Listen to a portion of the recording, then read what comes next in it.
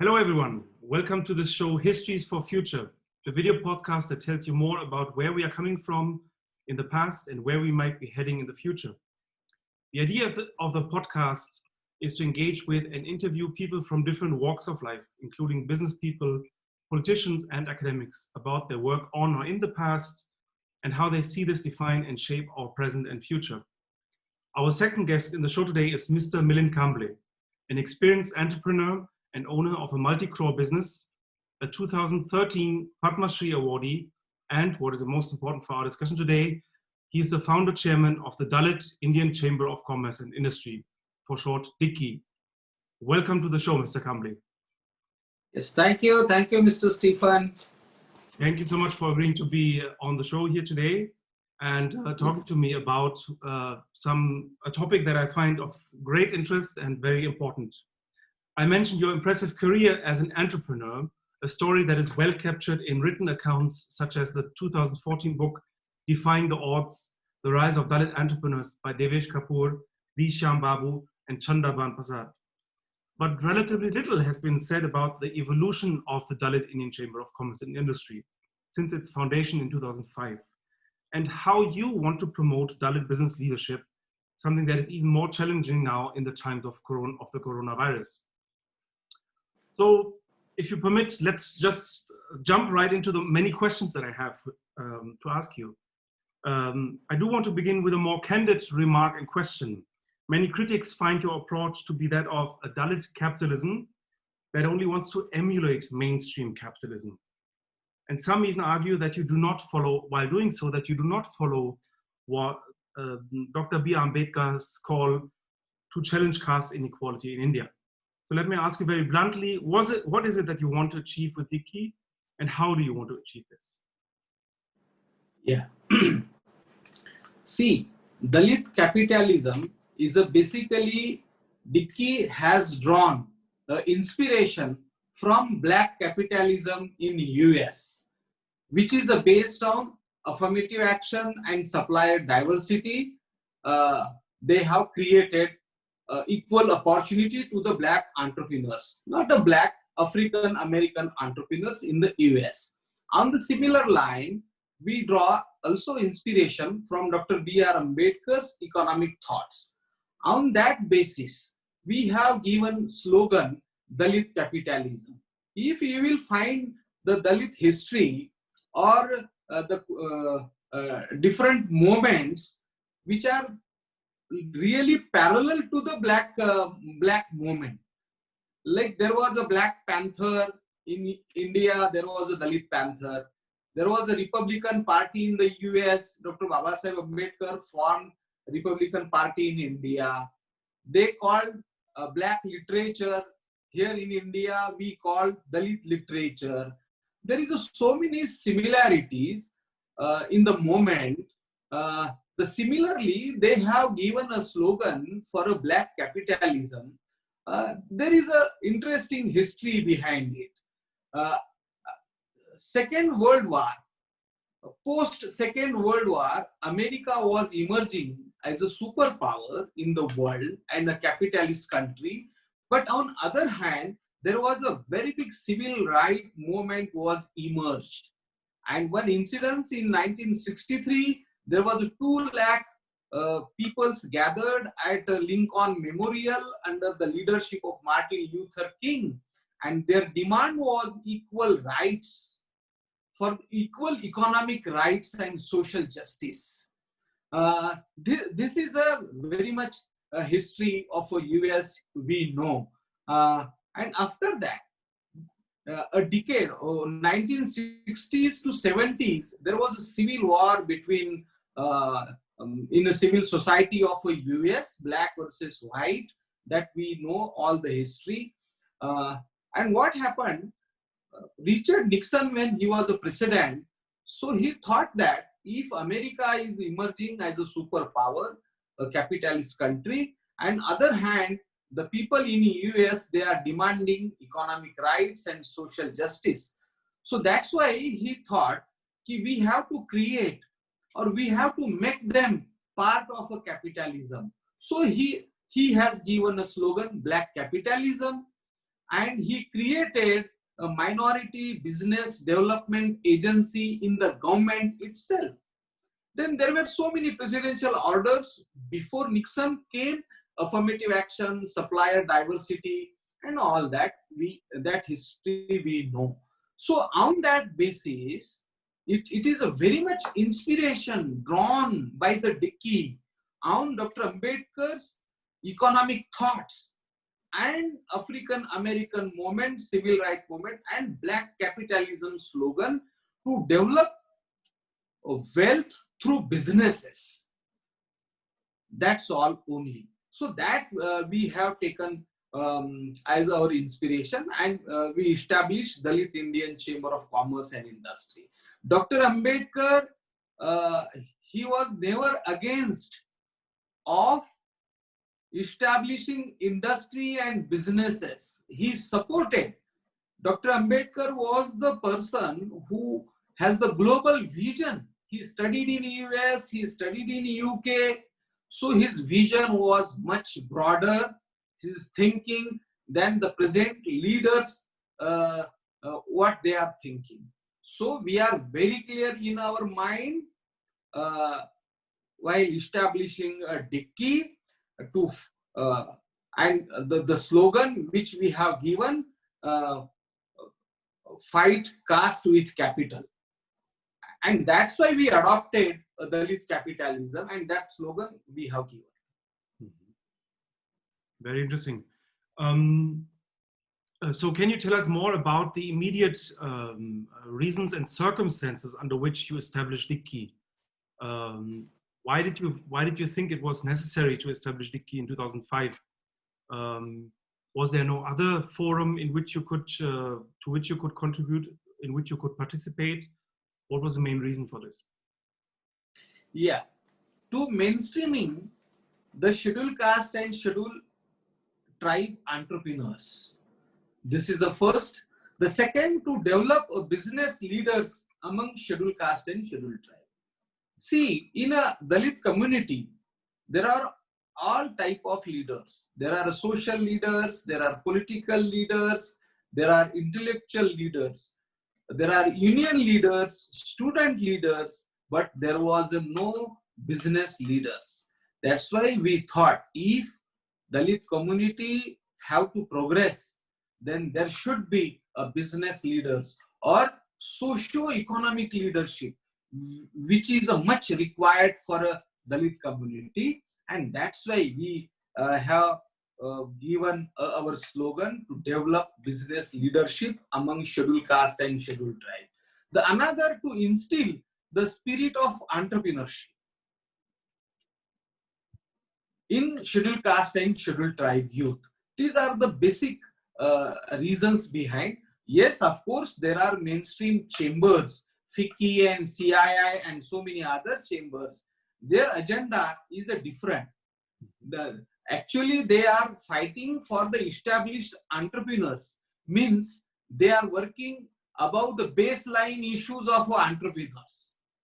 And to resolve the below baseline issues, and DICCI we established in 2005. Very interesting. So we can see you wanted to create your own space basically by creating DICCI, your own space for Dalit entrepreneurship, an institution for Dalit entrepreneurship. So can you give us a brief survey of where you have arrived today? What did you achieve in the 15 years now that DICCI has been in existence?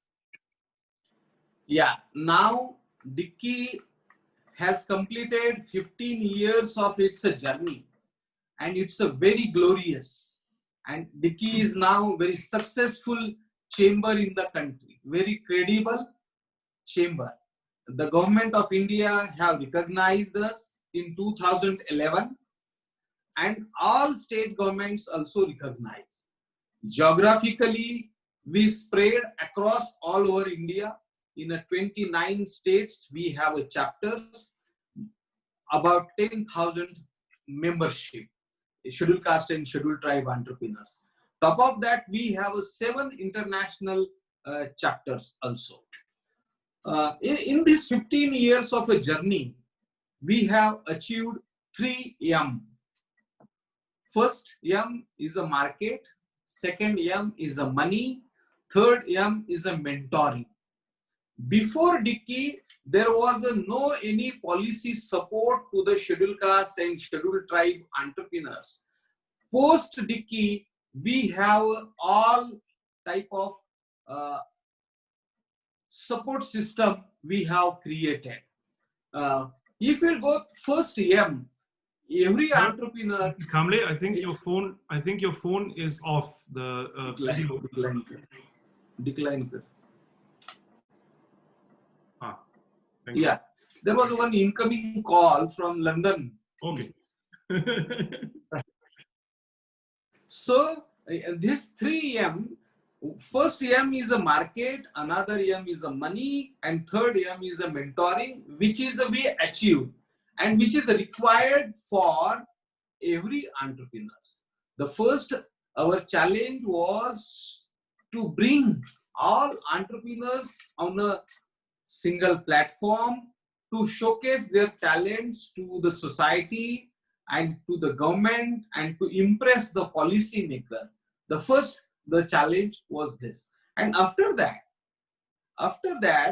we achieved a lot. First M, I will tell you, in 2012, the government of India have created one policy called special procurement from micro, small and medium enterprises. The government of India is having 250 public sector undertaking companies. Annually, they procure near about 6 lakh crores raw material and services from the market. So what government have thought that MSME sector is emerging, which is a backbone of any economy. Of course, Indian economy also. So they thought government have decided to create assured market to the SME, and they decided whatever PSUs and government is procuring from the market, out of that 20% should be procured from SMEs. So there we intervene because we have showcased our talent to the society and industry, and in the scheduled caste and scheduled tribe community also there are very excellent business houses. They are doing excellent. So we requested government create some portion or set aside some portion should be procured from SC/ST entrepreneurs, and they have created 4% procurement from a scheduled caste. Likewise, near about 24,000 crores assured market is created for a scheduled caste and scheduled tribe entrepreneurs in the country. This is the first M. We created a market. Second is the money. Because we are a first generation entrepreneurs, and in India there is a collateral based banking and lending system, and the people we are having no collateral or asset to give to the bank, monetize and to get the money. That's why we pitched for the government and we requested, please create a collateral free loan system to the SC/ST entrepreneurs to support it. So government have created first Mudra scheme, which supports from 50,000 to 10 lakh rupees in a Mudra. The another scheme, which is my suggestion only, they created a Stand Up India.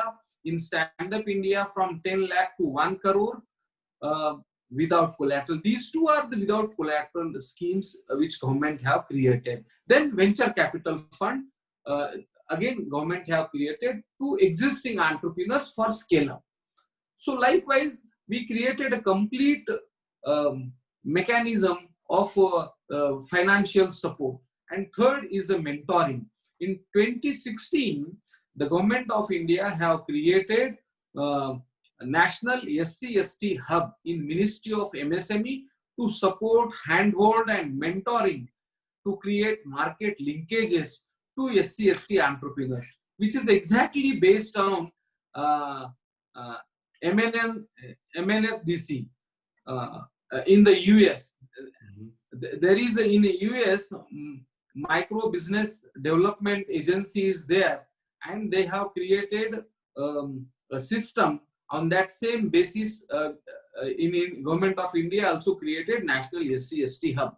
So we created a market, we created a money support, and we created a mentoring and hand-holding support. This was institutional support system we have created in the country. Very interesting. Can you say now how many? Can you put a figure to how many members you have? How many members are in DICCI? How many companies and how many individual members? Now there are 10,000 members across all over India. Wow. And their businesses are very diverse, right from apparel industry to manufacturing, automobile, agriculture, food processing, and all type of businesses these people are having. So across all over India, and women entrepreneurs, tribal entrepreneurs, we have a separate wing created to mainstream the tribal entrepreneurs, and we are focusedly working to develop the tribal entrepreneurship among Naxal belt also.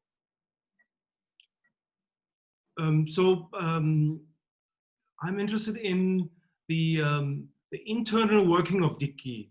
Can you give us an insight into how does DICCI promote Dalit entrepreneurship? For example, do you extend loans to members of DICCI? Are there internal options for you to make business with each other? Is there something that is particular to DICCI in this respect? See, first, we bring together all existing SC/ST entrepreneurs. First, then we created a policy support for the entrepreneurs in the government, which is the procurement policies. So we guide them, we link them to the PSUs. And third, DICCI is a partner of affirmative action with the Indian industry and closely working with the CII, Confederation of Indian Industry, on affirmative action. So we create industry linkages. That way we support. We have a direct contact with the national banks in India, and we created so many time to time policies for the financial assistance from the bank. So we are the facilitators. We are connecting to the people. Just we are connecting to the dots. That work we are doing. Also, we are doing incubations. When the first generation or youth comes to our offices nationwide, we support them, we guide them, which business he suits to him, and accordingly we connect to the concerned departments, concerned incubators, and concerned mentors. So that way we work to promote entrepreneurship among scheduled caste and scheduled tribe. Mm-hmm. Very exciting. I want to ask you about the challenges to Dalit entrepreneurship.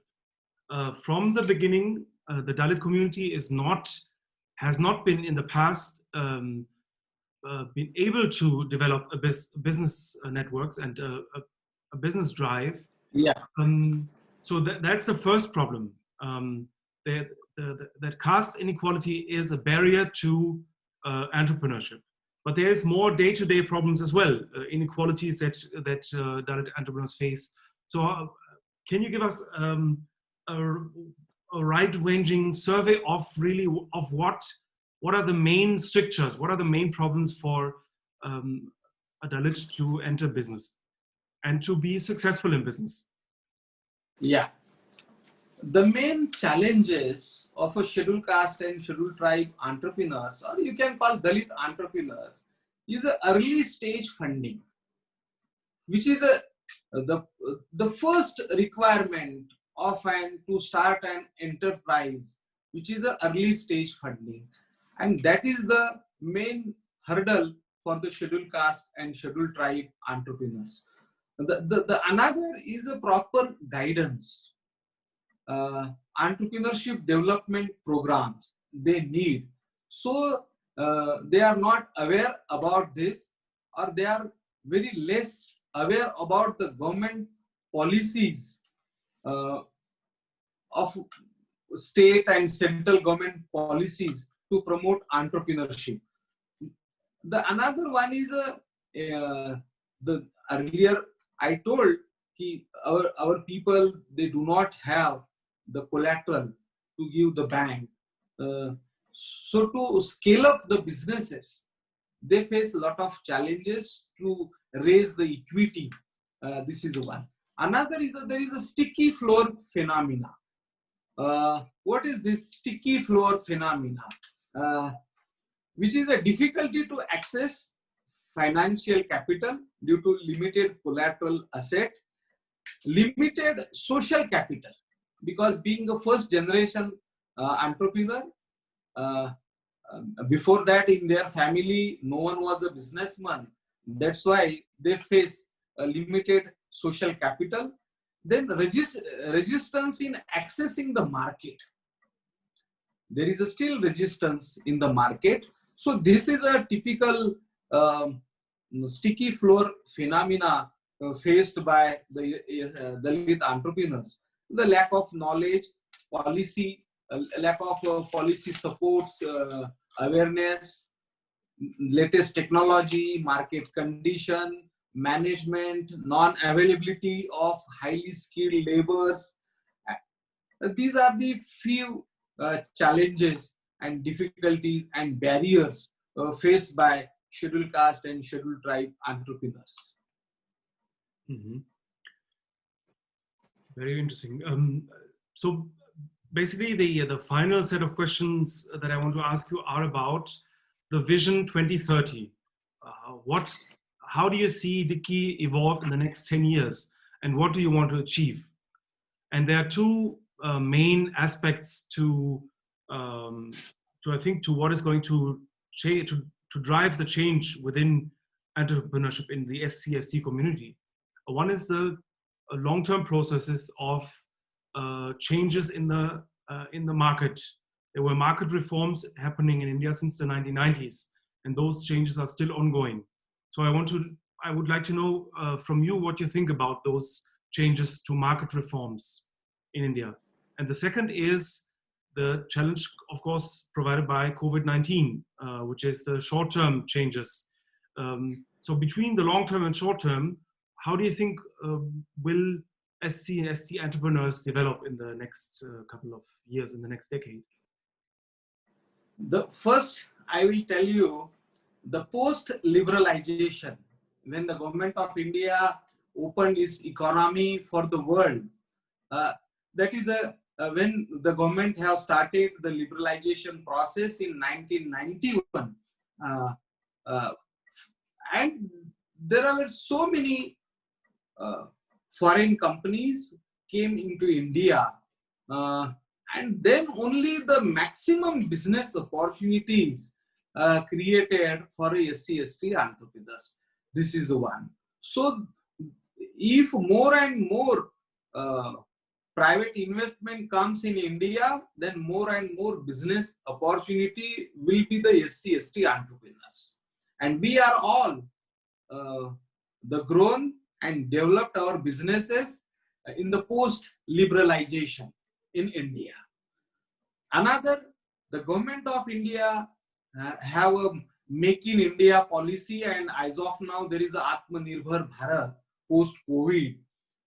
They have created a series of policies and support system for the all entrepreneurs and specific scheduled caste and scheduled tribe entrepreneurs also. The policy of the government which are favorable to the Indian industry and the scheduled caste and scheduled tribe entrepreneurs too. This is one. The another one is the long-term vision of DICCI is to create a strong secretariat. As of now, we are just 15 years of our journey. We are operating from our offices, there is not such secretariat support. So by 2030, we will create a strong secretariat support in 5 regions in India: East, West, South, North, and Northeast. We have 5 regions. In these 5 regions, we will create a strong support system. Then satellite offices. We have 700 districts in the country, and we identified near about 500 districts. As of now, we reached up to 300 districts. So by 2030, we'll create satellite offices in 500 districts. Then we'll create a strong mentor and mentee network to guide and support the youth. Each state will have a good office, very ultra modern office system. Then we will create a strong policy advocacy group, which is a much required, because in India, in a Dalit leadership, they are more in a social reforms and political reforms. They talk about it. But for economic rights, for economic reforms, nobody is doing. And for that, DICCI has taken initiative, and we will create a strong policy advocacy group and business facilitation centers at each our offices. This will be the vision of 2030. Excellent. You mentioned a policy advocacy group that you want to build. So if you, now in the current situation and looking into the future, what is the main policy reform that you demand from the government of India? What is the main change that you need? Is there something that you have in the pipeline that you are thinking about? Yeah. The central government have created so many policies for like procurement and financial support and mentoring. Likewise, the similar policy support we want to create in each and every state. This is one. The another one, there is a big budgetary allocation for the special component plan and tribal sub plan.